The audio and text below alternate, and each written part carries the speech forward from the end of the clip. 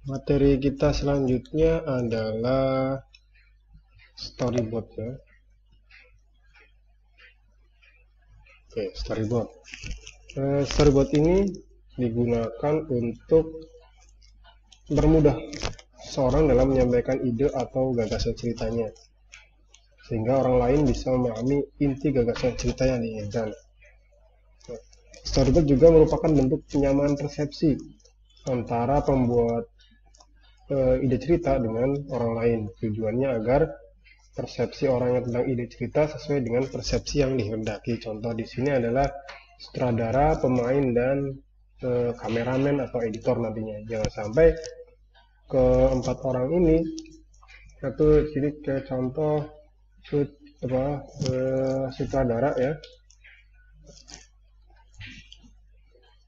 Nah, tadi sutradara, kemudian ada editor, sini aktor, kemudian di sini penulis naskah. Ini tidak satu persepsi, bahaya ya. Nanti nggak tahu jadinya akan seperti apa kalau dari keempat ini persepsinya berbeda. Maka kita harus membuat storyboard terlebih dahulu. Seperti konten-konten yang sering teman-teman lihat di YouTube atau di IG dan lain-lain, mereka pasti membuat storyboard terlebih dahulu. Karena kalau tidak ya nggak mungkin asal ngambil gambar kemudian diedit. Nah, hasil konten yang bagus pasti ada storyboard. Nah, di sini saya contohkan ada satu storyboard. Ini storyboard tentang kegiatan di pos ronda yang dilakukan oleh bapak-bapak ya. Biasanya bapak-bapak kalau di pos ronda pasti kebanyakan main kartu. Nah, di sini saya contohkan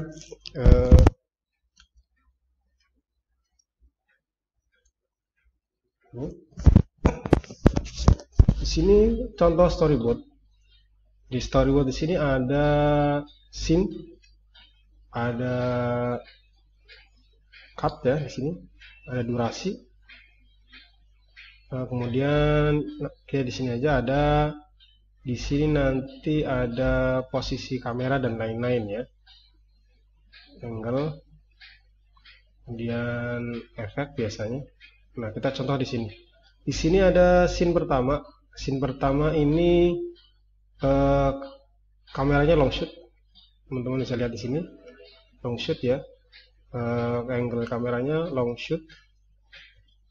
Dia mengambil gambar pos ronda dari kejauhan. Nah, kemudian ada FX ya, suara, ini suara jangkrik, suara.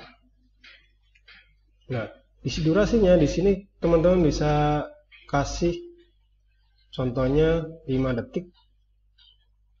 5 detik, jangan lama-lama ya, 5 detik paling lama, 5 detik juga terlalu lama, paling enggak 3 detik ya. Kemudian di sini ada dialog.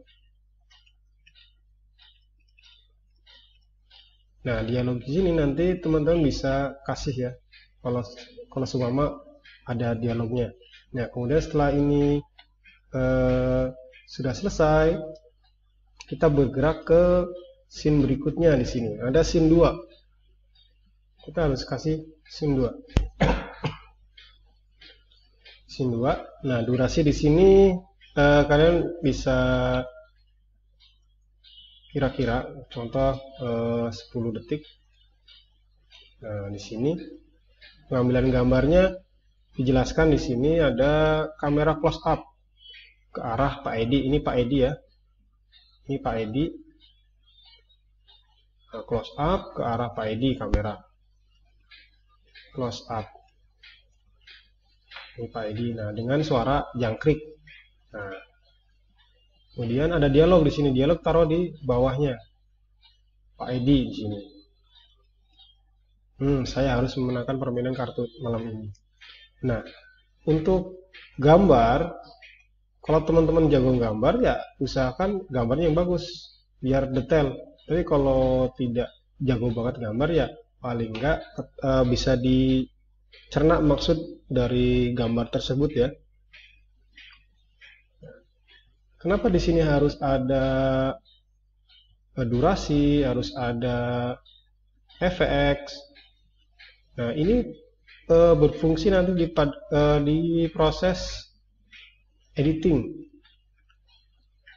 Kalau di sini tidak dikasih efek seperti ini, contoh efek suara jangkrik, nanti ketika proses editing, nanti dikasihnya efek suara yang lain, kan kurang pas ya, tidak sesuai dengan persepsi awalnya. Makanya di sini harus dijelaskan suara jangkrik.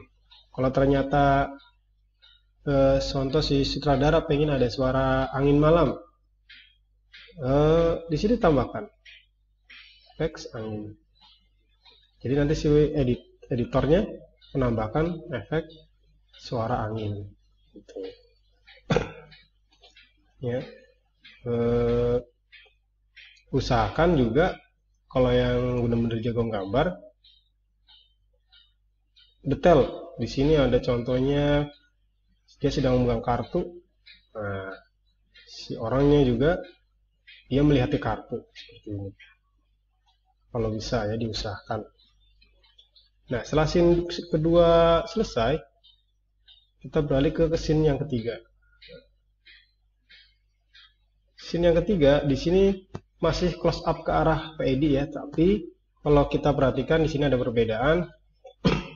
Yang scene 2 agak miring ya, kalau yang scene ketiga fokus ke depan muka Pak Edi. Nah, dengan nanti di sini bisa ditambahkan Pak Edi menatap serius kartunya ya, seperti itu. Nah, nanti Pak Edi berdialog, berdialognya di dalam hati ya, nanti bisa kartu apa ya yang harus saya keluarkan seperti ini. Nah, ini adalah contoh storyboard, pembuatan storyboard. Nah, teman-teman nanti silakan buat storyboard versi kalian masing-masing.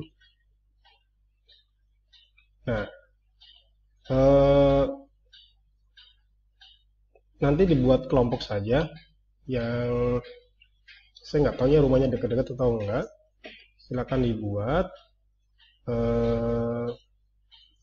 storyboardnya, ceritanya, dan lain-lain. Terserah teman-teman yang kira-kira tidak bikin pusing ya. Ini.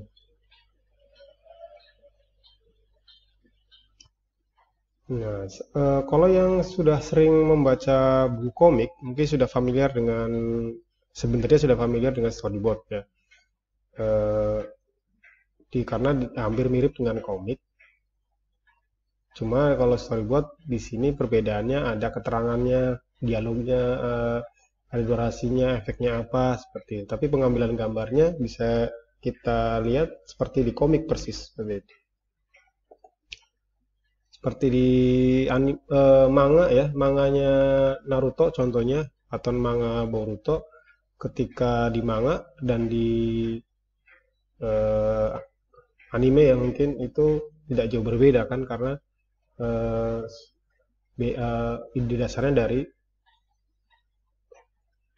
komiknya seperti itu.